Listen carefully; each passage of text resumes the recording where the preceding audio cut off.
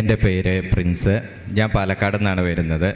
ഇതെൻ്റെ ഭാര്യ സൗഭാഗ്യ, ഇതെൻ്റെ മൂത്ത കുട്ടി എസ്തർ, ഇത് രണ്ടാമത്തെ ആൾ സാൻഡ.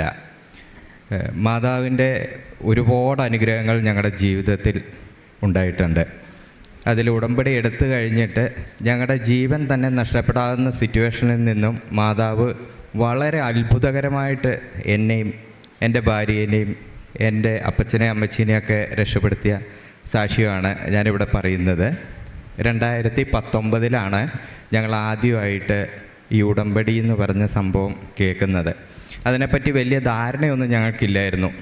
ഞങ്ങളങ്ങനെ ഒരു ദിവസം ഇവിടെ വന്നു. രാവിലെ വന്ന് ഉടമ്പടി എടുക്കാൻ തന്നെയാണ് വന്നത്. ഉടമ്പടി എടുക്കാൻ വേണ്ടി ഞാനും വൈഫും വന്നു. അപ്പോൾ എന്നോട് പറഞ്ഞു, ഉടമ്പടിക്ക് നമുക്കിങ്ങനെ ചെയ്യാം, ഇതിൻ്റെ 6 നിയോഗങ്ങളുണ്ട്, നമുക്ക് ഒരിക്കലും നടക്കില്ല എന്ന് പറയുന്ന കാര്യങ്ങൾ മാതാവ് നമുക്ക് നടത്തി തരും എന്നാണ് വിശ്വാസം. അപ്പം ഞാനതത്ര സീരിയസ് ആയിട്ട് എടുത്തില്ല. കാരണം എന്നാന്ന് ചോദിച്ചാൽ സ്വാഭാവികമായിട്ട് ഒരു അലസതയുണ്ട്. കാരണം ഞാനൊരാണാണല്ലോ. അപ്പോൾ അതിൻ്റെ ഒരു അഹങ്കാരം എനിക്ക് അന്ന് മാതാവിനോടുണ്ട്. ഞാൻ പ്രാർത്ഥിക്കുമെങ്കിലും എനിക്ക് ഇങ്ങനെയുള്ള കാര്യത്തിൽ അധികം അങ്ങോട്ട് വിശ്വാസമില്ലായിരുന്നു. അങ്ങനെ എൻ്റെ ഭാര്യ വന്നു. അവളാണ് ആദ്യം 2019 ഉടമ്പടി എടുത്തത്. 19 ഉടമ്പടി എടുത്തു. അതിന് ശേഷം നിയോഗം എഴുതാൻ നേരത്തെ എന്നോട് ചോദിച്ചു, നമുക്ക് 6 നിയോഗങ്ങൾ വേണം. ഞങ്ങൾക്ക് ഒരുപാട് നിയോഗങ്ങളുണ്ട്, പക്ഷേ 6 എണ്ണം എഴുതാൻ പറ്റത്തുള്ളൂ. അപ്പോൾ ഏറ്റവും ആവശ്യമുള്ള 6 നിയോഗങ്ങളാണ് എഴുതേണ്ടത്. അതിനകത്ത് 1ാമത്തെ നിയോഗം ചോദിച്ചപ്പോൾ ഞാൻ പറഞ്ഞു, നമുക്കിപ്പം സാമ്പത്തിക ബുദ്ധിമുട്ടുകളുണ്ട്, വീടില്ലാത്ത പ്രശ്നങ്ങളുണ്ട്. അപ്പോൾ ഞാൻ അവളോട് പറഞ്ഞു, നമുക്ക് ആയുസ്സും ആരോഗ്യവും തന്നാൽ ബാക്കി എല്ലാ കാര്യങ്ങളും നമുക്ക് നേടിയെടുക്കാം. അപ്പം ഞങ്ങളങ്ങനെ അതിനകത്ത് ആദ്യത്തെ നിയോഗം വെച്ചു. ഞങ്ങളെ പെട്ടെന്നുള്ള മരണങ്ങളിൽ നിന്നും അപകടങ്ങളിൽ നിന്നും അങ്ങനെ മാരകമായ രോഗങ്ങളിൽ നിന്നും എന്നെയും എൻ്റെ കുടുംബത്തെയും ഞങ്ങളുമായിട്ട് ബന്ധമുള്ള എല്ലാവരെയും രക്ഷിക്കണമെന്ന് ആദ്യത്തെ ഉടമ്പടി ഞങ്ങൾ വെച്ചു. അതിനുശേഷം ഞങ്ങൾ 2ാമത്തെ വെച്ചു, ഞങ്ങൾക്കൊരു വീട്. അതിന് വേണ്ടിയിട്ട് മാതാവ് അനുഗ്രഹിക്കണം എന്ന് പറഞ്ഞ് അങ്ങനെ 2 ഉടമ്പടി വെച്ചു. അങ്ങനെ തീരെ വലിയ താല്പര്യമില്ലാത്ത ഒരു 3, 4, 5, 6 അങ്ങനെ ഒരു എഴുതി തേക്കപ്പെട്ട ഒരു 6 ഉടമ്പടിയാണ് അന്ന് ഞങ്ങൾ വെച്ചത്. അപ്പോൾ ഈ ആദ്യത്തെ നിയോഗം എന്ന് പറഞ്ഞാൽ അത് അന്നേരത്തെ ആ ഒരു സാഹചര്യത്തിൽ തോന്നിയോണ്ട് മാത്രമാണ് ഞങ്ങൾ അങ്ങനെ എഴുതിയത്. അതിനുശേഷം ഞങ്ങൾ വീട്ടിൽ പോയി. ഒരാഴ്ച കഴിഞ്ഞപ്പോൾ അന്നേരം എൻ്റെ വൈഫിന് പുറത്ത് ചെറിയൊരു ജോലി ഉണ്ടായിരുന്നു. ആൾ നേഴ്സാണ്. ആൾ ജോലിക്ക് പോയി. അപ്പം അന്ന് ഏകദേശം 2019 ഓഗസ്റ്റിൽ ഞങ്ങളുടെ നാട്ടിലൊക്കെ ഭയങ്കര മഴ പെയ്യുന്ന സമയമാണ്. മഴ എന്ന് പറഞ്ഞാൽ നമ്മൾ ചിന്തിക്കുന്നേക്കാൾ അപ്പുറത്താണ് അവിടെ മഴ പെയ്തുകൊണ്ടിരിക്കുന്നത്. അപ്പോൾ എൻ്റെ വീടിൻ്റെ സിറ്റുവേഷൻ എന്ന് പറയുന്നത്, എൻ്റെ വീടിൻ്റെ 3 സൈഡും മലയാണ്. എൻ്റെ വീടിൻ്റെ തൊട്ട് മുമ്പിൽ കൂടെ വലിയൊരു തോട് പോകുന്നുണ്ട്. അത്യാവശ്യം നല്ലൊരു തോടാണ്.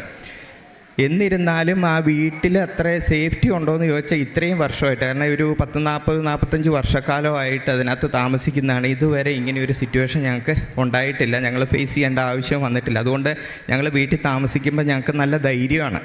അങ്ങനെ ഒരു ദിവസം ഈ ഒരാഴ്ചയായിട്ട് ഇങ്ങനെ മഴ പെയ്തുകൊണ്ടിരിക്കുകയാണ്. അപ്പോൾ ഒരു ദിവസം ഞാൻ തൃശ്ശൂർ പോയിട്ട് തിരിച്ചു വരുന്ന വഴിക്ക് എൻ്റെ അപ്പച്ചൻ എന്നെ വിളിച്ച് പറഞ്ഞു, എടാ ഭയങ്കരമായിട്ട് മഴ കൂടിയിട്ടുണ്ട്, കറണ്ടില്ല, ടെലിഫോണിന് നെറ്റ്വർക്കും കിട്ടുന്നില്ല.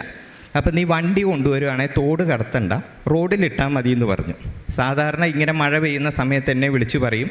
കാരണം തോട് കടക്കുമ്പോൾ സ്വാഭാവികമായിട്ടും വണ്ടിക്കകത്ത് വെള്ളം കയറും. അത് പ്രശ്നമായതുകൊണ്ട് തോട് കടത്തണ്ട എന്ന് പറഞ്ഞാലും ഞാൻ എൻ്റെ അഹങ്കാരത്തിന് തോട് കടത്തി വീട്ടിൽ കൊണ്ടുപോയിടും. അതാണ് സാധാരണ പതിവ്. പക്ഷേ ഇപ്രാവശ്യം എൻ്റെ അപ്പച്ചൻ പറഞ്ഞതെന്തോ ഞാൻ കേട്ടു.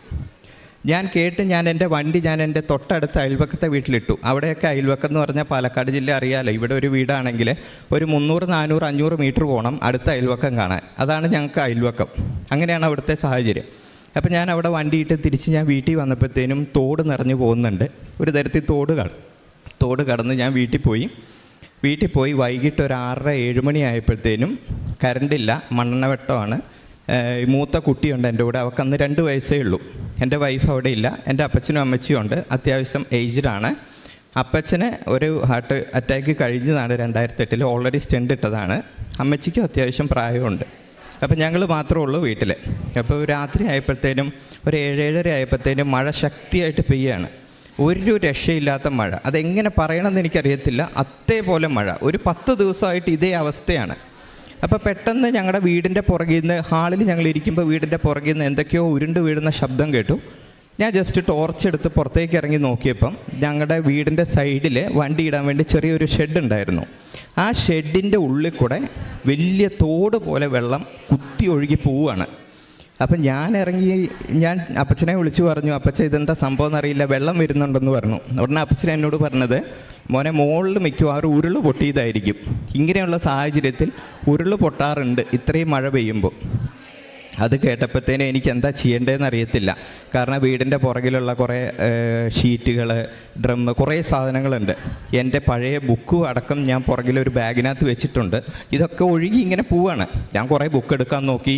ഈവൻ ഗ്യാസ് സിലിണ്ടർ വരെ, കാലി സിലിണ്ടർ വരെ ആ വെള്ളത്തിൽ ഒഴുകിപ്പോയി. ഞാൻ കുറേ നോക്കി, ഒരു രക്ഷയില്ല. പെട്ടെന്ന് തന്നെ എനിക്ക് മനസ്സിലായി സംഭവം അപകടമാണ്, ഇനി ഈ വീട്ടിൽ നിൽക്കാൻ പറ്റത്തില്ല. കാരണം ആ ഒരു സൈഡിൽ കൂടെ വന്ന വെള്ളം വീടിൻ്റെ ബാക്കിൽ വന്നിട്ട് കുത്തി വീടിൻ്റെ 2 സൈഡിൽ കൂടെ ഒഴുകുകയാണ്. ഈ 2 സൈഡിൽ കൂടെ ഒഴുകുന്ന വെള്ളം പോരാഞ്ഞ് ബാക്കിയുള്ള മലയത്തെ വെള്ളം തോട്ടിക്കൂടെ മുന്നിൽ കൂടെ പോവുകയാണ്. അപ്പം 4 സൈഡിലും വെള്ളം കയറി കിടക്കുകയാണ്. ഞങ്ങൾക്ക് ഒരു രക്ഷയില്ല, എന്ത് ചെയ്യണമെന്ന് എനിക്കറിയില്ല. കുഞ്ഞുറങ്ങുകയാണ്. ഇവളെ ഞാൻ എടുത്തു. ഇവളെ എടുത്ത് ടോർച്ചും എടുത്ത് ഞാൻ ഇവളെ എടുക്കാൻ റൂമിൽ പോയപ്പോൾ ഒരു കാര്യം ഞാൻ ചെയ്തു. എനിക്കിവിടുന്ന് വന്നപ്പോൾ ഒരു കാശ് രൂപം ഇവളെനിക്ക് തന്നിട്ടാണ് പോയത്. ഞാൻ ആ കാശ് രൂപം എടുത്ത്, ഷർട്ട് ഇട്ടിട്ടില്ല, മുണ്ടിൻ്റെ മടുക്കുകുത്തേ വെച്ച് ഞാൻ ടോർച്ചും എടുത്ത് പുറത്തിറങ്ങി. 2 സൈഡും ഓടി ഓടി ഞാൻ ടോർച്ചടിച്ച് നോക്കുകയാണ്, ഏത് സൈഡിൽ കൂടെയാണ് ചെളി വരുന്നത്, ഏത് സൈഡിൽ കൂടെയാണ് വെള്ളം വരുന്നത്. അതേപോലെ മഴയാണ്, കറണ്ടില്ല, നെറ്റ്വർക്കും ഇല്ല, ഒരു മനുഷ്യനെ വിളിച്ചാൽ കിട്ടില്ല. അപ്പോൾ ഈ ഇടയ്ക്കിടയ്ക്ക് ഇങ്ങനെ ഓരോ സ്ഥലത്തും ഇങ്ങനെ ഉരുൾ പൊട്ടുന്ന ശബ്ദം നമുക്ക് കേൾക്കാം, ഇടി പോലെ. അന്ന് മൊത്തം അവിടെ പൊട്ടിയത് 28 ഉരുളാണ് ഞങ്ങളുടെ വീടിൻ്റെ കോമ്പൗണ്ട് ഫുള്ള് പൊട്ടിയത്. 28 ഉരുൾ പൊട്ടിയതിൽ ഞങ്ങളുടെ വീട്ടിൽ വന്ന് ആ ബാക്ക് സൈഡിൽ വന്ന് വെള്ളവും ചെളിയും കൂടെ വീടിനകത്ത് കയറാൻ തുടങ്ങിയ സമയം തൊട്ടിട്ട് ഞങ്ങൾ പ്രാർത്ഥിക്കുന്നുണ്ട്. എന്ത് ചെയ്യണം, എങ്ങനെ കടക്കണം, ആരെ വിളിക്കണമെന്ന് ഒരു ഐഡിയ ഇല്ല. കുഞ്ഞുണ്ട്, അപ്പച്ചനുണ്ട്, അമ്മച്ചിയുണ്ട്, ഞാനൊരാളേ ഉള്ളൂ. എന്തായാലും ഞാൻ അവിടെ നിന്നു. ഞാൻ മനസ്സിൽ ടോർച്ച് അടിച്ചുകൊണ്ട് ഒരൊറ്റ പ്രാർത്ഥനയെ ഞാൻ പ്രാർത്ഥിച്ചുള്ളൂ. അമ്മേ മാതാവേ, ഞാനും ഭാര്യയും നിൻ്റെ സന്നിധിയിൽ വന്നതാണ്. നിൻ്റെ സന്നിധി വന്ന് ഞാനൊരു ഉടമ്പടി എടുത്തിട്ടുണ്ടെങ്കിൽ ഈ ഒരു വെള്ളവും ഈ ഒരു മഴയ്ക്കോ എന്നെയോ എൻ്റെ കുടുംബത്തെയോ നശിപ്പിക്കാൻ പറ്റത്തില്ല.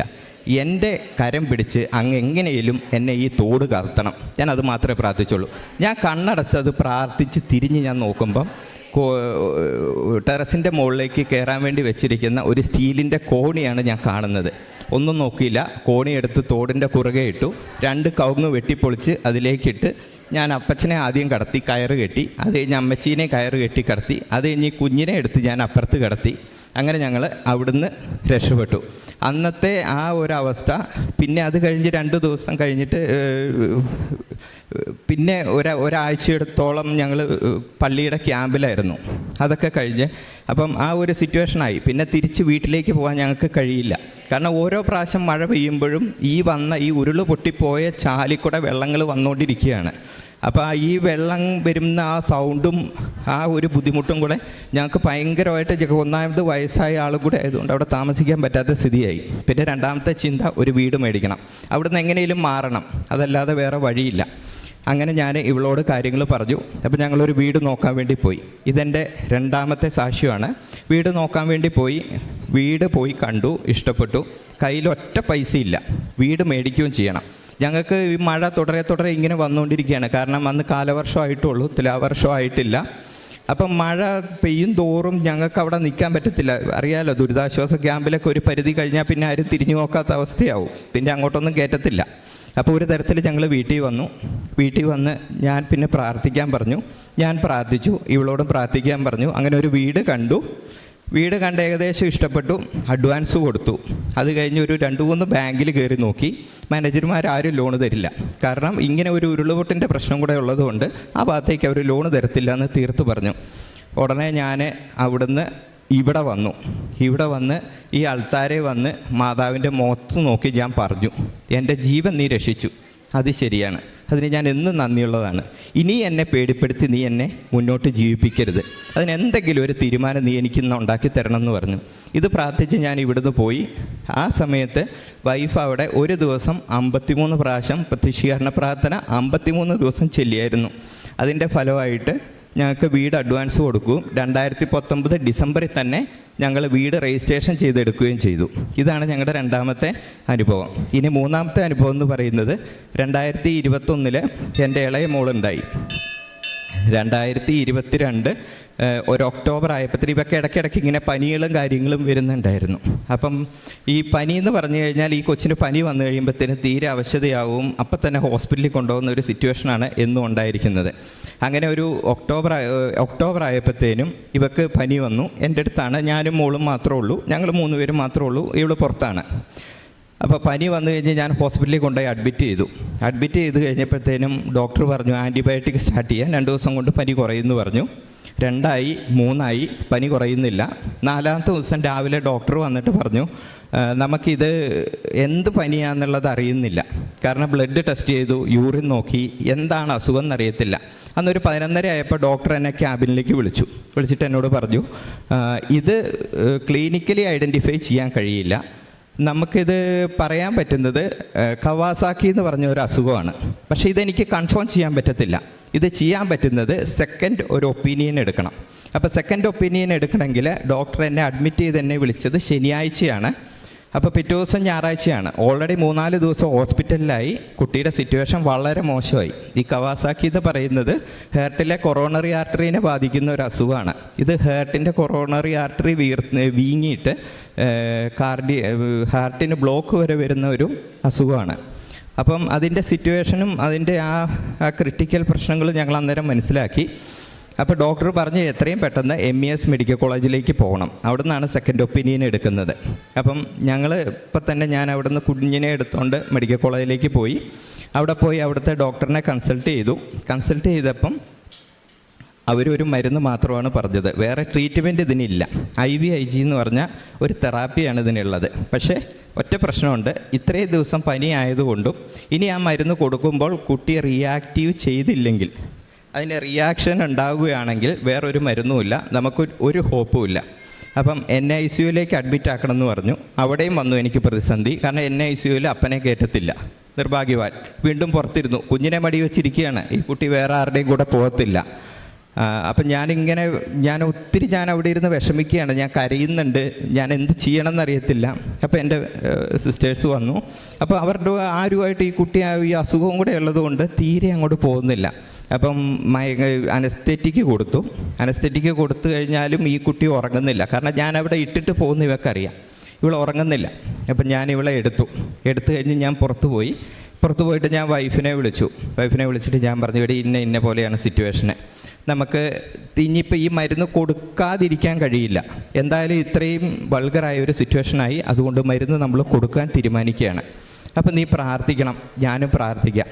ഞാൻ അവിടെ നിന്നുകൊണ്ട് ഞാൻ എൻ്റെ കൊച്ചിനെ തോളിലിട്ടുകൊണ്ട് എൻ്റെ മനസ്സിൽ ഇവിടെ ഈ കൃപാസനത്തിൻ്റെ ഈ പള്ളിയുടെ മുന്നിൽ, അൾത്താരയുടെ മുന്നിൽ മുട്ടുകുത്തി കൈ വിരിച്ച് നിൽക്കുന്ന ഞാനാണ് അവിടെ നിൽക്കുന്നത്. ഞാൻ എൻ്റെ ശരീരം കൊണ്ട് മാത്രമേ ഞാൻ അവിടെയുള്ളൂ, എൻ്റെ മനസ്സുകൊണ്ട് ഞാൻ ഇവിടെയാണ്. ഞാനിവിടെ ആയിരുന്ന പോലെ ഞാൻ പ്രാർത്ഥിച്ചു. അതിനുശേഷം കുട്ടി പതുക്കെ ഉറങ്ങാൻ തുടങ്ങി. കുട്ടീനെ ഞങ്ങൾ NICUവിൽ കൊടുത്തു. എൻ്റെ ചേച്ചി ഉണ്ടായിരുന്നു. പതുക്കെ മയങ്ങിക്കഴിഞ്ഞപ്പോഴത്തേനും NICUവിൽ കൊടുത്ത് 8:30 ആയപ്പോഴത്തേനും ഫസ്റ്റ് ഡോസ് കൊടുക്കാൻ തുടങ്ങി. ഫസ്റ്റ് ഡോസ് കൊടുത്ത് ഏകദേശം ഒരു 9-10 ആയപ്പോഴത്തേനും ഡോക്ടർ ഇറങ്ങി വന്ന് പറഞ്ഞു കുഴപ്പമില്ല, ആൾ ഓക്കെയാണ്, വേറെ ടെൻഷൻ അടിക്കണ്ടെന്ന് പറഞ്ഞു. അപ്പോൾ ഈ സമയം കൊണ്ട് ഞാൻ അവിടെ ഇരുന്ന് പ്രാർത്ഥിക്കുന്നുണ്ട്, ബൈബിൾ വായിക്കുന്നുണ്ട്, കൊന്ത ചെല്ലുന്നുണ്ട്. അത് കൂടാതെ തന്നെ ഞാൻ കൃപാസനത്തിലെ മാതാവിനോടൊരു കാര്യം കൂടെ ഞാൻ പറഞ്ഞു, എൻ്റെ കൊച്ചിൻ്റെ അസുഖം മാറിക്കഴിഞ്ഞാൽ ഞങ്ങൾ 2 പേരും ഇവിടെ വന്ന് മാതാവിൻ്റെ ആ ഫ്രണ്ടിലത്തെ കവാടം തൊട്ട് നമ്മൾ ഉടമ്പടി എടുത്ത് പോകുന്ന ആൾത്താര വരെ ഞാൻ മുട്ടേ നടന്ന് പ്രത്യക്ഷീകരണ പ്രാർത്ഥന ചൊല്ലിക്കൊള്ളാമെന്ന് പറഞ്ഞു. ഞങ്ങളത് കഴിഞ്ഞ് രോഗമെല്ലാം മാറി കുറച്ച് നാൾ അതിൻ്റെ പുറകെ ഉണ്ടായിരുന്നു. ഹാർട്ടിന് വീക്കം ഉണ്ടോ എന്നറിയാൻ കാർഡിയോളജിസ്റ്റിനെ കണ്ടു. പല അസുഖങ്ങളും കാര്യങ്ങളൊക്കെ ഇതിനിടയ്ക്ക് വരികയും അതൊന്നും കാര്യമായി ബാധിച്ചില്ല. അങ്ങനെ ഞങ്ങളിവിടെ വന്ന് ഇത് പ്രാർത്ഥിച്ച് സമർപ്പിച്ച് ഞങ്ങളിവിടുന്ന് പോയി. പിന്നെ എനിക്ക് 3ാമത്തെ സാക്ഷ്യം പറയാനുള്ളത്, ഞാൻ ആക്ച്വലി ഒരു നേഴ്സാണെങ്കിലും കുറച്ച് ഹോസ്പിറ്റലുകളിലൊക്കെ എനിക്ക് വർക്ക് ചെയ്യാൻ പറ്റിയുള്ളൂ. കാരണം എൻ്റെ അപ്പച്ചന് വയ്യ. അപ്പച്ചന് ഇങ്ങനെ ഒരു 2008 തൊട്ട് ഞാൻ പഠിക്കുന്ന സമയത്ത് തന്നെ ഹാർട്ടിന് പ്രശ്നമുള്ളതുകൊണ്ട് വീട്ടിൽ ആളില്ലാത്തതുകൊണ്ടും എനിക്കങ്ങനെ എവിടെയും പോയി സ്ഥിരമായിട്ട് നിൽക്കാൻ കഴിഞ്ഞില്ല. അപ്പം എനിക്ക് ഇതേപോലെ തന്നെ അയർലൻഡിൽ നിന്നൊരു ഓഫർ വന്നു കഴിഞ്ഞാൽ അവിടുത്തെ ഏജൻസിയിൽ നിന്ന് എന്നെ ഏജൻസിയിൽ നിന്ന് വിളിച്ചു കഴിഞ്ഞപ്പം ഞാൻ സംസാരിച്ചു. അപ്പം എനിക്ക് 2-3 മോക്ക് ഇൻ്റർവ്യൂവും കാര്യങ്ങളൊക്കെ അവർ ഡേറ്റ് തന്നു. ആദ്യത്തെ മോക്ക് ഇൻ്റർവ്യൂവിന് എന്നെ വിളിച്ചു, ഞാൻ പെർഫോം ചെയ്തു. എന്നോട് പറഞ്ഞു, പ്രിൻസേ 25 CV എൻ്റെ കയ്യിൽ ഇരിപ്പുണ്ട്. ഇത്രയും മോശപ്പെട്ട് മാത്രം സംസാരിക്കുന്ന പ്രിൻസിന് ഈ ജോലി കിട്ടുമോ ഇല്ലയോ എന്നാണ് എന്നോട് ചോദിച്ചത്. സത്യം പറഞ്ഞാൽ എനിക്ക് ഈ സാഹചര്യത്തിൽ ജോലി വളരെ അത്യാവശ്യമാണ്. കാരണം എനിക്ക് പോയേ പറ്റുള്ളൂ. കുറച്ച് ബാധ്യതയും കാര്യങ്ങളൊക്കെ ഉണ്ട്. അപ്പം എനിക്കാകെ വിഷമായി. കാരണം ഒരാളങ്ങനെ പെട്ടെന്ന് പറയുമ്പോൾ പ്രൊഫഷണലി എനിക്കറിയാം, പക്ഷേ എനിക്ക് സംസാരിക്കാനുള്ള ബുദ്ധിമുട്ടാണ്. ഇംഗ്ലീഷ് അവർ പറയുന്നത് അറിയാം, യൂറോപ്യൻസിൻ്റെ ഇംഗ്ലീഷ് എങ്ങനെയാണെന്നുള്ളത് അറിയാമല്ലോ നമുക്ക്. പല കാര്യങ്ങളും എനിക്ക് തിരിയുന്നില്ല. അങ്ങനെ ഫസ്റ്റ് ഇൻ്റർവ്യൂ കഴിഞ്ഞു. സെക്കൻഡ് ഞാൻ അവരോട് പറഞ്ഞു, ഞാൻ മാക്സിമം ട്രൈ ചെയ്യാം, എനിക്ക് എന്തായാലും ഈ ജോലി വേണം. അങ്ങനെ ഞാൻ രണ്ടാമതും മൂന്നാമതും നാലാമതും ഇൻ്റർവ്യൂ അറ്റൻഡ് ചെയ്യുകയാണ്. ഇങ്ങനെ ഓരോ പ്രാവശ്യവും ഇൻ്റർവ്യൂ അറ്റൻഡ് ചെയ്യുമ്പോഴും ഇൻ്റർവ്യൂ കഴിഞ്ഞ ഉടനെ പുള്ളിക്കാരി വിളിച്ച് പറയും 25 CV ടിക് ടിക് ടിക് എന്ന് അവർ ആൻസർ പറയും. പ്രിൻസ് വളരെ മോശമാണ്. എൻ്റെ കോൺഫിഡൻസ് ലെവൽ പോയി, തീരെ താഴേക്ക് പോയി. അപ്പോഴും ഞാനൊരു കാര്യം ചെയ്തിട്ടുണ്ട്. ഞാൻ ഈ ഇൻ്റർവ്യൂ അറ്റൻഡ് ചെയ്യുന്നതിൻ്റെ മുന്നേ ഈ കഴിഞ്ഞ വർഷം നവംബർ 23-ാം തീയതി ഇവിടെ വന്ന് ഞാൻ ഉടമ്പടി എടുത്തിട്ടുണ്ട്. അപ്പോൾ ജോലിയുടെ കാര്യം ഓൾറെഡി ഞാൻ വെച്ചു. ഒരു ദിവസം എനിക്കൊരു ഇൻ്റർവ്യൂ ഡേറ്റ് തന്നു, ക്രിസ്മസിന് ശേഷം. അപ്പോൾ അന്നത്തെ ദിവസം അത്യാവശ്യം ഞാൻ പഠിച്ചിട്ടുണ്ട്, പക്ഷേ എനിക്കിത് പെർഫോം ചെയ്യാൻ കഴിയുന്നില്ല. അതാണ് എൻ്റെ പ്രശ്നം. ഇൻ്റർവ്യൂവിന് അവർ സൂം മീറ്റിങ്ങിൽ വിളിച്ച് കഴിയുമ്പോഴത്തേനും അവരെ കാണുമ്പോഴത്തേനും ഞാൻ ഭയങ്കരമായിട്ട് പാനിക്കായി പോവുകയാണ്. അതായിരുന്നു എൻ്റെ പ്രശ്നം. അപ്പം ഞാൻ ഒരു പ്രാവശ്യം പുള്ളിക്കാരി വിളിച്ചു കഴിഞ്ഞപ്പോഴത്തേനും ഞാനൊരു ശകലം ഉപ്പെടുത്ത് വെള്ളത്തിലിട്ട് അത് ഞാൻ കണ്ണു അടച്ച് ഒറ്റയടിക്ക് കുടിച്ചു. മാതാവിൻ്റെ കാശുരൂപം എടുത്ത് എൻ്റെ കയ്യിൽ ഞാൻ ചുരുട്ടി പിടിച്ചു. അതൊരു പ്ലാസ്റ്റിക് കവറിനകത്തിട്ടാണ് ഞാൻ എപ്പോഴും സൂക്ഷിക്കുന്നത്. ഞാനത് കയ്യിൽ ചുരുട്ടി ഞാൻ പിടിച്ചു. പുള്ളിക്കാരി വിളിച്ച് ഇൻ്റർവ്യൂ എടുത്തതിന് ശേഷം എൻ്റെ വൈഫിനെ വിളിച്ചു പറഞ്ഞു, പ്രിൻസിന് എന്താ പറ്റിയെന്നറിയത്തില്ല, ഇന്ന് അസാധ്യമായിട്ട് ആൾ പെർഫോം ചെയ്തിരിക്കുന്നു എന്ന് പറഞ്ഞു. അത് എങ്ങനെ പറഞ്ഞെന്നോ എന്താ കാണിച്ചതെന്ന് എനിക്ക് ഓർമ്മയില്ല. പക്ഷേ ഞാനത് നന്നായിട്ട് പെർഫോം ചെയ്തു. അത് കഴിഞ്ഞ് എനിക്ക് ശരിക്കും ഡയറക്റ്റ് ഇൻ്റർവ്യൂവിൻ്റെ ഡേറ്റ് വന്നു. ഡയറക്റ്റ് ഇൻ്റർവ്യൂവിന് അവിടെ നിന്ന് ഒരു മെയിലാണ് വിളിക്കുന്നത്, ഹോസ്പിറ്റലിൽ നിന്ന് അവരുടെ ഒരു മെയിൽ സ്റ്റാഫാണ് വിളിക്കുന്നത്. പുള്ളിക്കാരെ ഭയങ്കര സ്ട്രിക്റ്റാണ്. ഓൾറെഡി സൂം മീറ്റിങ്ങിലാണ് നമ്മൾ പറയുന്ന ആൻസർ അവർ റെക്കോർഡ് ചെയ്യുന്നുണ്ട്. 9 പേർക്കാണ് ഇൻ്റർവ്യൂ വരുന്നത്. അപ്പോൾ അതിനകത്ത് ഏറ്റവും മോശമായ ആൾക്കാരെ അവരെടുക്കത്തില്ല. അങ്ങനെയാണത് അവർ പ്ലാൻ ചെയ്തിരിക്കുന്നത്. അപ്പം ഫസ്റ്റ് ഇൻ്റർവ്യൂ കഴിഞ്ഞു. ഏകദേശം ചോദിച്ച ക്വസ്റ്റ്യൻസൊക്കെ ഗ്രൂപ്പിൽ തന്നു. സെക്കൻഡ് ചോദിച്ചു, എല്ലാം ഡയറക്റ്റ് ക്വസ്റ്റ്യനാണെന്നൊക്കെ പറയുന്നുണ്ട്. പക്ഷേ ഇവരുടെ സ്ലാങ് മനസ്സിലാക്കാൻ ഭയങ്കര പാടാണ്. അപ്പം ഞാൻ എന്നാ ചെയ്തത്, ഞാൻ റൂമിൽ പോയി. ഞാൻ എൻ്റെ വൈഫിനെ വീഡിയോ കോൾ ചെയ്തു. ഇവൾ മാതാവിൻ്റെ ആ ബുക്ക് എടുത്ത് മുന്നിൽ വെച്ചിട്ടുണ്ട്. ഞാൻ മാതാവിൻ്റെ കാശുരൂപം എൻ്റെ കയ്യിലുണ്ട്. അത് കൂടാതെ തന്നെ വേറൊരു കാശുരൂപം എൻ്റെ അടുത്തുണ്ടായിരുന്നു. അത് ഞാൻ ബുക്കിൻ്റെ അവിടെ വെച്ചു. ഞാൻ പഠിച്ചുകൊണ്ടിരുന്ന ബുക്ക് തുറന്നു വെച്ചിട്ട് ഞാൻ ഉപ്പെടുത്ത് സർവശക്തനായ പിതാവെ ചൊല്ലി ഞാനിരിക്കുന്ന ടേബിളിന് ചുറ്റും ഇട്ടു. ഒരു ഗ്ലാസ് വെള്ളം എടുത്തു. ആ വെള്ളത്തിൽ ഞാൻ ഉപ്പിട്ട് ഇടയ്ക്കിടയ്ക്ക് ഞാൻ ആ വെള്ളം കുടിക്കുന്നുണ്ട്. അപ്പം അങ്ങനെ പുള്ളിക്കാരൻ എന്നെ വിളിച്ചിട്ട് എന്നോട് ക്വസ്റ്റ്യൻ ചോദിച്ചു. ഒരു 5-6 ക്വസ്റ്റ്യൻ ചോദിച്ചു. എങ്ങനെയാണോ ഞാൻ പഠിച്ചു വെച്ചത് അതേ രീതിക്കാണ് പുള്ളി എന്നോട് ചോദിച്ചത്. ആ ചോദിച്ച എല്ലാ ക്വസ്റ്റ്യൻസിനും വളരെ വൃത്തിയായിട്ടും വ്യക്തമായിട്ടും എനിക്ക് ആൻസർ ചെയ്യാൻ പറ്റി. അങ്ങനെ ഇൻ്റർവ്യൂ കഴിഞ്ഞു. ഞാനപ്പോൾ ഇടയ്ക്കിടയ്ക്ക് ഈ ഉപ്പിട്ട വെള്ളം ഞാൻ കുടിക്കുന്നുണ്ട്. അത് കുടിക്കും തോറും എൻ്റെ തൊണ്ടയിൽ നിന്നൊരു തണുപ്പാണ്. എനിക്ക് ആ സമയത്ത് ഒരു ചൂടോ ഒരു വിറയലോ അല്ലെങ്കിൽ സംസാരിക്കാനുള്ള പേടിയോ ഒരു പ്രശ്നവും എനിക്കില്ല. ഞാൻ ആ വെള്ളം കുടിക്കും തോറും നമ്മൾ ഈ ഗ്ലൂക്കോസ് കുടിക്കുന്ന ഒരു ഫീലാണ് എൻ്റെ ഉള്ളിലേക്ക് വന്നുകൊണ്ടിരിക്കുന്നത്. അങ്ങനെ ഞാനത് നന്നായിട്ട് അറ്റൻഡ് ചെയ്തു. അന്ന് കൃത്യം 10 മണിയായപ്പം എനിക്ക് അവർ കോൺട്രാക്റ്റ് അടിച്ചു തന്നു. വളരെ സന്തോഷമായി എനിക്ക്. ആ 9 പേര് അറ്റൻഡ് ചെയ്തതിൽ ഇന്ന് വരെയുള്ള പ്രോസസ്സിങ്ങിൽ ഞങ്ങൾ 3 പേർക്ക് മാത്രമേ കോൺട്രാക്റ്റ് വന്നിട്ടുള്ളൂ. ഇതിനിടയ്ക്ക് വേറൊരു സംഭവമുണ്ട്. ഈ കോൺട്രാക്റ്റ് വന്നു കഴിഞ്ഞാൽ പിന്നെ അയർലൻഡിൽ ഒരു ജനറൽ വർക്ക് പെർമിറ്റ് വരണം. അപ്പോൾ ഇവർ ജനറൽ വർക്ക് പെർമിറ്റിന് കൊടുത്തു. ഓൾറെഡി ഏജൻസി കൊടുത്തു കഴിഞ്ഞിട്ട് ശരിക്കും പറഞ്ഞു കഴിഞ്ഞാൽ 9 പേരുടെ കൊടുത്തതിൽ ആകെ 3 പേരുടെ മാത്രമേ ജനറൽ വർക്ക് പെർമിറ്റ് ഇഷ്യൂ ചെയ്തുള്ളൂ. ആ ജനറൽ വർക്ക് പെർമിറ്റ് 3 പേരുടെ ഇഷ്യൂ ചെയ്യാൻ കാരണം ഫെബ്രുവരി 20-ാം തീയതി 30-ാം തീയതി ജനുവരി 30-നാണ് ഇവർ ജനറൽ വർക്ക് പെർമിറ്റിന് കൊടുത്തത്. ശരിക്കും പറഞ്ഞു കഴിഞ്ഞാൽ 10 ദിവസം കൊണ്ട് വരേണ്ടതാണ്. ഫെബ്രുവരി 10-ാം തീയതി ആയപ്പോഴത്തേനും വന്നിട്ടില്ല. 15-ആയി വന്നില്ല, 16-ആയി, 17-ആയി, 18-ആയി വന്നില്ല, 19-ാം തീയതിയായി വന്നില്ല. അപ്പം ബാക്കി എല്ലാവരുടെയും റിജക്റ്റായി. അവർക്ക് മെയിൽ വന്നു. എനിക്കൊരു കൺഫർമേഷനും ഇല്ല. ഞാൻ കൊടുത്തതിനെപ്പറ്റി എനിക്കൊരറിവുമില്ല. ഫെബ്രുവരി 20-ാം തീയതി ഞാൻ ഇവിടെ വന്നു. അപ്പോൾ എൻ്റെ വൈഫും ഉണ്ട് എൻ്റെ കൂടെ. അച്ഛൻ അൾത്താരയിലുണ്ട്. അച്ഛനെ കണ്ട് വൈഫ് പ്രാർത്ഥിച്ചു. അപ്പം ഞാനിവിടെ നിന്ന് പ്രാർത്ഥിക്കുന്നുണ്ട്. അപ്പം ഞാൻ മൊബൈലെടുത്ത് അതിനകത്ത് നോക്കി സ്റ്റാറ്റസ് എന്തായി, എന്തെങ്കിലും അപ്ഡേഷൻ ഉണ്ടോ. ഒരു സ്റ്റാറ്റസും ഇല്ല, ഒരു അപ്ഡേഷനും ഇല്ല. 2 മണി അങ്ങനെ 2-2:30 ആയപ്പോഴത്തേക്കും ഞാൻ ഇവിടെ നിന്ന് ഞാൻ പ്രാർത്ഥിച്ചു, ഇന്ന് ഈ നിമിഷം എനിക്ക് ജനറൽ വർക്ക് പെർമിറ്റ് വരുവാണെങ്കിൽ ഇവിടുന്ന് സാക്ഷ്യം പറഞ്ഞിട്ട് ഞാൻ വീട്ടിൽ പോകുള്ളെന്ന് പറഞ്ഞു. 5 മണിയായി, ഒരു രക്ഷയില്ല. ഞങ്ങൾ ഇവിടുന്ന് വീട്ടിൽ പോയി. അന്ന് എനിക്ക് ഭയങ്കര വിഷമമായി. 21-ാം തീയതി കൃത്യം 7:30 ആയപ്പം ജനറൽ വർക്ക് പെർമിറ്റ് ഇഷ്യൂ ചെയ്തുകൊണ്ട് പെട്ടെന്ന് എനിക്കൊരു മെയിൽ വന്നു. എനിക്ക് വളരെ സന്തോഷമായി. ജനറൽ വർക്ക് പെർമിറ്റിൻ്റെ വന്നതിന് ശേഷം പിന്നെ എനിക്കിവിടെ നാട്ടിൽ വിസയ്ക്ക് കൊടുക്കാം. അങ്ങനെ ഞാൻ വിസയ്ക്ക് കൊടുത്ത് ഇപ്പം ഞാൻ വിസയ്ക്ക് വേണ്ടി വെയിറ്റ് ചെയ്യുകയാണ്. അപ്പം വിസയ്ക്ക് കൊടുക്കുന്നതിന് മുന്നേ ഞാൻ കഴിഞ്ഞ മാസം ഞാൻ ഉടമ്പടി പുതുക്കാൻ വന്നായിരുന്നു. അപ്പോൾ എന്നോട് ചോദിച്ചു, ഇത്രയും സംഭവിച്ചതല്ലേ, സാക്ഷ്യം പറയുന്നുണ്ടോ എന്ന് ചോദിച്ചു. എൻ്റെ അഹങ്കാരത്തിന് ഞാൻ പറഞ്ഞു, ഞാൻ പറയുന്നില്ല, എൻ്റെ എല്ലാ കാര്യവും നടന്നിട്ടേ ഞാൻ പറയുന്നുള്ളെന്ന് പറഞ്ഞു. അപ്പോൾ വിസയ്ക്ക് കൊടുത്തിട്ട് ഏകദേശം 1.5 മാസമായി, ഇതുവരെ വിസ കിട്ടിയിട്ടില്ല. എനിക്ക് ഉറപ്പുണ്ട് എൻ്റെ മാതാവ് ഈ ആഴ്ച തന്നെ എനിക്ക് വിസ തരും എന്നുള്ളത്. അതുകൊണ്ട് പൂർണ്ണ ബോധ്യത്തോടെ ഇനി ഒരിക്കലും മാതാവിൽ നിന്ന് വിട്ടുപോകുന്ന ഒരു ചിന്തയുമില്ലാതെ മുന്നോട്ട് മാതാവിനെ ചേർത്ത് പിടിച്ച് തന്നെ പോകും, ജീവിക്കും എന്നാണ് ഞങ്ങളുടെ ഉറച്ച തീരുമാനം. എൻ്റെ പേര് സൗഭാഗ്യ. ഞാൻ നേഴ്സാണെന്ന് ഹസ്ബൻഡ് പറഞ്ഞല്ലോ. 2013 ഞാൻ നേഴ്സിംഗ് പാസ് ഔട്ടായത്. അതിനുശേഷം എല്ലാ നേഴ്സുമാരെയും പോലെ യൂറോപ്യൻ രാജ്യം എൻ്റെ ഒരു സ്വപ്നമായിരുന്നു. ഞാൻ പലതവണ പല രാജ്യങ്ങളിൽ പോകാൻ ശ്രമിച്ചു. അതിലൊന്നാമത് ജർമ്മൻ ലാംഗ്വേജ് പഠിച്ചു. എനിക്ക് പോകാൻ സാധിച്ചില്ല, വിസ റിജക്ഷനായി, പാസ്സായില്ല. അതാണ് ഒന്നാമത്തെ കാര്യം. 2, പാസ്സായില്ലെങ്കിൽ പോലും അവിടെ നഴ്സിംഗ് ഹോമിൽ പോകാം എന്ന് പറഞ്ഞ് കൊണ്ടുപോകാൻ ശ്രമിച്ചു, അതും സാധിച്ചില്ല. അതിനുശേഷം ഇറ്റലി വഴി കയറി പോകാൻ ശ്രമിച്ചു, അതും സാധിച്ചില്ല. ഇത്രയും വിസ റിജക്ഷൻ സംഭവിച്ച എനിക്കിനി യൂറോപ്യൻ രാജ്യം സാധിക്കില്ലെന്നാണ് എല്ലാ ഏജൻസിക്കാരും പറഞ്ഞത്. 2019 ഞങ്ങൾ ഉടമ്പടി ഇവിടെ വന്ന് എടുത്തത്. എൻ്റെ സഹോദരിയാണ് ആദ്യമായിട്ട് ഈ ഉടമ്പടിയുടെ കാര്യം ഞങ്ങൾക്ക് പറഞ്ഞു തന്നത്. 2019 ഞാൻ ഉടമ്പടി എടുത്തതിന് ശേഷം അടിയുറച്ച് ഞാൻ പ്രാർത്ഥിച്ചു. മാതാവിന് അസാധ്യമായ ഒരു കാര്യങ്ങളും ഇല്ലെന്ന് ഞാൻ ഉറച്ചു വിശ്വസിക്കുന്നു. മനുഷ്യർക്ക് അസാധ്യമായത് ദൈവത്തിന് സാധ്യമാണ്. അതുകൊണ്ട് എനിക്ക് എന്താണെങ്കിലും ഞാൻ പഠിച്ച പ്രൊഫഷനിൽ എനിക്ക് ജോലിക്ക് പോകാൻ സാധിക്കണം എന്ന് ഞാൻ പ്രാർത്ഥിച്ചു. പ്രത്യക്ഷീകരണ പ്രാർത്ഥന ഈ പറഞ്ഞതുപോലെ 53 പ്രാവശ്യം ഞാൻ പ്രാർത്ഥിക്കുമായിരുന്നു. അതിനുശേഷം എനിക്ക് അയർലൻഡിലെ ഒരു ജോബ് ഓഫർ വന്നു. 2022 ഞാൻ ജോലിക്ക് പോകുന്നത്. അതാണ് എൻ്റെ ഒന്നാമത്തെ സാക്ഷ്യം.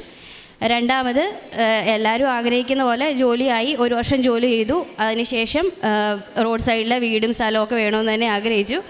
അതുപോലെ തന്നെ മാതാവ് എനിക്ക് എല്ലാ കാര്യങ്ങളും ഒരുക്കി തന്ന് എനിക്ക് റോഡ് സൈഡിൽ വീട് സ്ഥലവും വാങ്ങാനായിട്ടുള്ള അനുഗ്രഹം തന്നു. അതാണ് എൻ്റെ രണ്ടാമത്തെ സാക്ഷ്യം. മൂന്നാമത്തെ സാക്ഷ്യം എൻ്റെ സഹോദരിയുടെയാണ്. എൻ്റെ സഹോദരി നേഴ്സാണ്. അവൾ സൗദിയിലായിരുന്നു വർക്ക് ചെയ്തുകൊണ്ടിരുന്നത്. അവിടെ നിന്ന് OET ഒരുപാട് തവണ എഴുതി. സ്പീക്കിങ് മാത്രം അവൾക്ക് കിട്ടില്ലായിരുന്നു. 10 മാർക്കിന് പോകുമായിരുന്നു. അതിനുശേഷം അവൾക്ക് അവളുടെ ജോലി ഭാരം കൂടിയിട്ട് അവൾക്ക് എക്സ്പീരിയൻസ് കൂടുതലുള്ളതുകൊണ്ട് നേഴ്സ് ഇൻചാർജിൻ്റെ പോസ്റ്റായിരുന്നു. ഓങ്കോളജി ഡിപ്പാർട്ട്മെൻറ്റിലായിരുന്നു അവൾ ജോലി ചെയ്തുകൊണ്ടിരുന്നത്. അവിടെ ഭയങ്കര പ്രഷറായിരുന്നു ജോലിയിൽ. അതുകൊണ്ട് അവൾ അവിടുന്ന് ജോലി നിർത്തി പോന്നു. എന്നിട്ട് ഇവിടെ വന്ന് കുറേ തവണ എഴുതി, 5-6 തവണ OET പരീക്ഷ എഴുതി, പാസ്സായില്ല. ഞാൻ അവൾക്ക് വേണ്ടി പ്രത്യേകം പ്രാർത്ഥിച്ചു. അതിനുശേഷം അവൾ OET B സ്കോർ കൂടെ പാസ്സായി. ന്യൂസിലൻഡിൽ ഇപ്പോൾ അവൾ വർക്ക് ചെയ്തുകൊണ്ടിരിക്കുന്നു, രജിസ്റ്റേർഡ് നഴ്സായിട്ട് വർക്ക് ചെയ്തുകൊണ്ടിരിക്കുന്നു. ഇതാണ് എൻ്റെ പ്രധാനപ്പെട്ട 3 സാക്ഷ്യങ്ങൾ. ഇതുകൂടാതെ ഞാൻ സാക്ഷ്യങ്ങൾ കേൾക്കുമായിരുന്നു. എപ്പോഴും സാക്ഷ്യങ്ങൾ കേൾക്കും, സ്ഥിരം ഞാൻ പ്രാർത്ഥിക്കും. കാരണം ഞാൻ പറഞ്ഞല്ലോ, ഞാൻ അയർലൻഡിലാണ് വർക്ക് ചെയ്യുന്നത്, ഫാമിലി ഇവിടെയാണ്, തന്നെയാണ് ഒരു റൂമിൽ ഒരു ഐറിഷ് ഫാമിലിയോടാണ് താമസിക്കുന്നത്. അപ്പോൾ എനിക്ക് ഇഷ്ടംപോലെ സമയമുണ്ട് പ്രാർത്ഥിക്കാൻ. 3 ദിവസമുള്ള ആഴ്ചയിൽ ഡ്യൂട്ടി. അപ്പം ഞാൻ സാക്ഷ്യങ്ങൾ കേൾക്കുമ്പോൾ എല്ലാവരും മാതാവിനെ സ്വപ്നം കാണുന്നു എന്നൊക്കെ കേൾക്കും. അപ്പോൾ ഞാൻ പ്രാർത്ഥിക്കും, എനിക്ക് മാത്രം എന്താ ഇങ്ങനെയൊന്നും സാധിക്കാത്തത്? എൻ്റെ പ്രാർത്ഥന മോശമായിട്ടാണോ? അതോ എനിക്ക് ഭയങ്കര ദേഷ്യമുള്ള സ്വഭാവമാണ്. പെട്ടെന്ന് മറ്റുള്ളവരോട് ദേഷ്യപ്പെടും. അതൊക്കെ ഈ ജോലിയുടെ ഭാഗമായിട്ട് ഉണ്ടാകുന്നത് കൊണ്ടാണോ എന്നൊക്കെ എനിക്ക് സംശയമുണ്ടായി. അപ്പം ഞാൻ പ്രാർത്ഥിച്ചു, എന്നെ തന്നെ എളിമപ്പെടുത്തി, എന്നെ തന്നെ വിശുദ്ധീകരിക്കാൻ ഞാൻ ശ്രമിച്ചു. അതിനുശേഷം ഒരു ദിവസം കൃത്യമായിട്ട് ഞാൻ ഓർക്കുന്ന ഡേറ്റ്, ജൂലൈ മാസം 3-ാം തീയതി അച്ഛൻ എൻ്റെ തലയെ തൊട്ട് പ്രാർത്ഥിക്കുന്നതായിട്ടാണ് ഞാൻ സ്വപ്നം കണ്ടത്. കുറേ നേരം ഈ അൾത്താരയിൽ എൻ്റെ തലയെ തൊട്ട് പ്രാർത്ഥിച്ചു. അത് എനിക്ക് ശരിക്കും പറഞ്ഞാൽ ഞാൻ 4 വർഷമായിട്ട് കൊതിച്ചിരുന്ന ഒരു സമയമാണ് ഇങ്ങനെ സാക്ഷ്യം പറയുക പറയുന്നത്. അത് ഞാൻ അവധിക്ക് വന്നപ്പോഴും എനിക്ക് സാധിച്ചില്ല. എല്ലാ നിയമങ്ങളും സാധിച്ചിട്ട് വന്ന് പറയാനാണ് പറഞ്ഞത്. അത് കഴിഞ്ഞ് ഞാൻ പിന്നെ തിരിച്ചു പോയിട്ട് ഇതുപോലെ അച്ഛനെ എനിക്ക് സ്വപ്നം കാണാൻ സാധിച്ചു. അതിനുശേഷം അച്ഛൻ അയർലൻഡിൽ വന്നു. അയർലൻഡിൽ ലിംബ്രിക്കിൽ വന്നു. 3 ദിവസം ധ്യാനം ഉണ്ടായിരുന്നു. എനിക്ക് അച്ഛനെ കാണാനും സാധിച്ചു, ധ്യാനം കൂടി പ്രാർത്ഥിക്കാനും സാധിച്ചു. ഇത്രയും അനുഗ്രഹങ്ങൾ എൻ്റെ ജീവിതത്തിൽ ചെറുതും വലുതുമായിട്ടുള്ള ഒരുപാട് അനുഗ്രഹങ്ങൾ തന്നിട്ടുണ്ട്. ഞാൻ ഈ ഉടമ്പടി വസ്തുക്കൾ അവിടെയുള്ളവർക്കും കൊടുക്കും. അവിടെയുള്ളവർക്ക് കൊടുത്തിട്ട് ഓട്ടിസ്റ്റിക് ആയിട്ടുള്ളൊരു കൊച്ചിന് പരിപൂർണമായ സൗഖ്യം ലഭിച്ചു. കാരണം ആ കൊച്ചിനെ എനിക്ക് പേഴ്സണലി അറിയില്ല. ഞാൻ കുർബാന കൂടാനായിട്ട് പോകും. അവിടെ കണ്ട ഒരു കൊച്ചാണ്, എൻ്റെ മൂത്ത കൊച്ചിൻ്റെ പ്രായമേ ഉള്ളൂ. ആ കൊച്ചിങ്ങനെ ഒരു ഓട്ടിസ്റ്റിക് എന്ന് പറഞ്ഞാൽ നിങ്ങൾക്ക് അറിയാമല്ലോ. അപ്പോൾ ഒരുമാതിരി പ്രാർത്ഥനയൊക്കെ കൂടാതെ, പക്ഷേ അവർ കൊണ്ടുവരും, എല്ലാ ഞായറാഴ്ചയും അവർ കൊണ്ടുവരും. അതാണ് അവരുടെ ഒരു പ്രത്യേകത. അവർക്ക് വയ്യെങ്കിൽ പോലും ആ കൊച്ചിനെ കൊണ്ടുവരും. അപ്പോൾ എനിക്ക് സങ്കടമാണ്, ഈ വയ്യാത്ത കൊച്ചിനെ കൊണ്ടുവന്നിട്ട് പോലും മാതാവെ നീ ഒന്ന് കണ്ടു നോക്കിയേ എന്ന് ഞാൻ എൻ്റെ പ്രാർത്ഥനയിൽ ഓർത്ത് പ്രാർത്ഥിച്ച് അവരോട് എനിക്ക് ശരിക്കും പറഞ്ഞാൽ ഒരുപാട് ഇംഗ്ലീഷ് അറിയത്തില്ലെങ്കിലും അത്യാവശ്യം അവരോട് പിടിച്ചു നിൽക്കാൻ പറ്റുമെന്നേ ഉള്ളായിരുന്നു. അവരോട് എന്നിട്ട് ഞാൻ സംസാരിച്ച് ഇത് അവർക്ക് പറഞ്ഞ് മനസ്സിലാക്കി ഉടമ്പടി വസ്തു ഞാൻ കുറച്ച് കൊടുത്ത് അവർ ഈ ഉപ്പൊക്കെ ഉപയോഗിച്ച് പ്രാർത്ഥിച്ച് ആ കൊച്ചിന് പരിപൂർണ്ണ സൗഖ്യം ലഭിച്ചു. ഇപ്പം നന്നായിട്ടാണ് കുർബാനയ്ക്ക് വന്ന് നിൽക്കുന്നതും പ്രാർത്ഥിക്കുന്നതും ഒക്കെ. അതൊക്കെ കണ്ടപ്പോൾ എനിക്ക് ഒരുപാട് സന്തോഷം തോന്നി. മാതാവിനെ മഹത്വപ്പെടുത്തുമെന്ന് ഞാൻ അവിടെ നിന്ന് ഞാൻ പ്രാർത്ഥിച്ചതാണ്. ഈ കാര്യങ്ങളെല്ലാം ഞാൻ പറഞ്ഞ് പ്രാർത്ഥിക്കുമെന്ന്.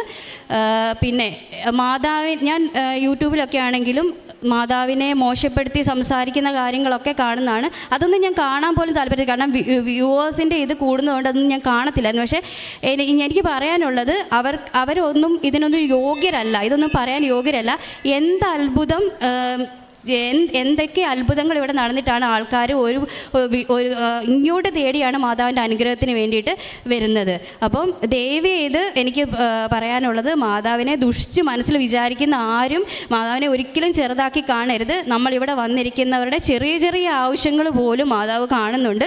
അതിൻ്റെ ഉത്തമ ഉദാഹരണമാണ് എൻ്റെ കുടുംബം. ഞാൻ മനസ്സിൽ വിചാരിക്കുന്ന കാര്യങ്ങൾ മാതാവ് എനിക്ക് നടത്തി തന്നിട്ടുണ്ട്. മാതാവിനും തിരുക്കുമാരനും 1000 നന്ദി. എൻ്റെ ജീവിതത്തിൽ ഞങ്ങൾ എന്നും ഉടമ്പടിയിൽ തന്നെ ആയിരിക്കുമെന്ന് ഉറച്ച് ഞാൻ പറയുന്നു. ഞങ്ങൾ പ്രേക്ഷിത പ്രവർത്തനമൊക്കെ നന്നായിട്ട് ചെയ്യും. ഞങ്ങളുടെ അവിടെ ഒരു അനാഥ മന്ദിരമുണ്ട്. അവിടെ എല്ലാ മാസവും ഞങ്ങളെ കൊണ്ടാവുന്ന വിധം ഞങ്ങൾ അരി സാധനങ്ങളാണെങ്കിലും അതേപോലെ സാമ്പത്തികമായിട്ടാണെങ്കിലും ഞങ്ങൾ കൊടുക്കാറുണ്ട്. പിന്നെ അത് കൂടാതെ തന്നെ ഞങ്ങളിപ്പോൾ ഈ കഴിഞ്ഞ ഒരു മാസം കൊണ്ട് ഏകദേശം കന്നഡ, തമിഴ്, അതേപോലെ മലയാളം പേപ്പറുകൾ ഇവിടുന്ന് ഒരു 10,500 പേപ്പർ മുകളിൽ കൊണ്ടുപോയി എല്ലാ ഭാഗത്തും ഞങ്ങൾ എത്തിക്കും. ഞങ്ങളിപ്പോൾ പാലക്കാടിനെ സംബന്ധിച്ച് മിക്സഡാണ്. അവിടെ ഹിന്ദുക്കളുണ്ട്, മുസ്ലിംസുണ്ട്, ക്രിസ്ത്യൻസൊക്കെ വളരെ കുറവാണ്. അപ്പോൾ അതുകൊണ്ട് പല ഭാഗങ്ങളിലും ഞങ്ങൾ തന്നെ കൊടുത്ത് പരമാവധി മാതാവിന് വേണ്ടി ഞങ്ങൾ പ്രവർത്തിക്കുന്നുണ്ട്. ഇനി മുന്നോട്ട് ഞങ്ങൾ അതേപോലെ തന്നെ ഞങ്ങൾ എവിടെ പോകുന്നു, എവിടെയായിരുന്നാലും മാതാവിൻ്റെ കൂടെ തന്നെ ആയിരിക്കാനാണ് ഞങ്ങൾ ആഗ്രഹിക്കുന്നത്.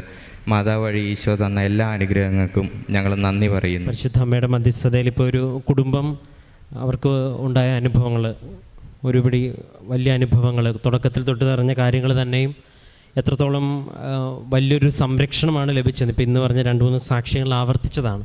ഉടമ്പടി എടുക്കുന്നവർക്ക് ലഭിക്കുന്ന ഒരു സംരക്ഷണത്തിൻ്റെ വലിയൊരു സാക്ഷ്യമാണ് പ്രിൻസ് ആദ്യം പറഞ്ഞ ഒരു സാക്ഷ്യവും. പിന്നീട് അങ്ങോട്ടുള്ളതെല്ലാം സംരക്ഷണത്തിൻ്റെ ഇതിൽ തന്നെയാണ് എങ്കിലും അതിന് കുറച്ചും കൂടെയൊക്കെ വിജയത്തിൻ്റെയും പ്രാർത്ഥനയുടെയൊക്കെ ഒരുക്കത്തിൻ്റെയൊക്കെ ഒരു സമയമുണ്ടായിരുന്നു. ഈ ഒരു സമയത്ത് അവസാന നിമിഷം മാതാവിനെ വിളിച്ച് പ്രാർത്ഥിച്ചപ്പം മാതാവ് വ്യക്തമായിട്ടൊരു ആത്മശക്തിയും മുന്നോട്ട് പോകാനുള്ള വഴിയും തെളിച്ചു തന്നു എന്നുള്ളത്